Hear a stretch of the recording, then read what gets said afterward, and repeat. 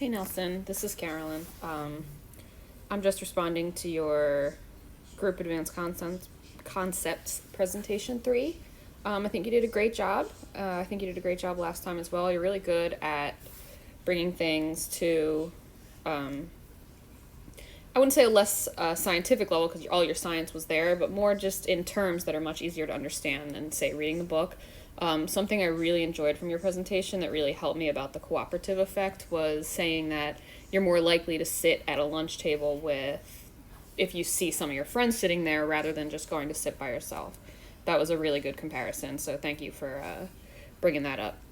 So for part 2 of the peer response, if there was no pH change in the lungs to the tissues, based on your presentation alone, the oxygen would not dissociate from the hemoglobin.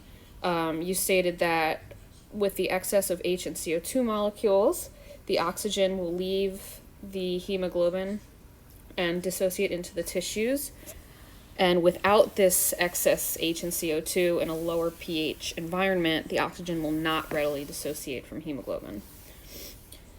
So as we can see, let me change this color really quickly. From this graph, you had a similar graph that just didn't have this 88% here. But with a pH of 7.2 and no CO2,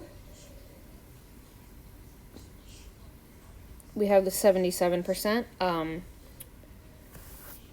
Without it, it's closer to 66. There will also be no hydrogen or CO2 molecules to then bind to the hemoglobin to bring back to the lungs. So all that information was definitely correct. I did want to note something. I believe that some oxygen would still dissociate due to the decrease in partial pressure from 100 to 20. If there was no decrease in pressure or pH, nothing would dissociate because there would be no change.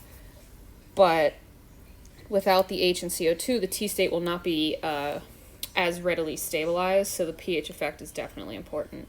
So overall, I think you did a really great job. That was just one note that I had, that the partial pressure does make a difference. But great job.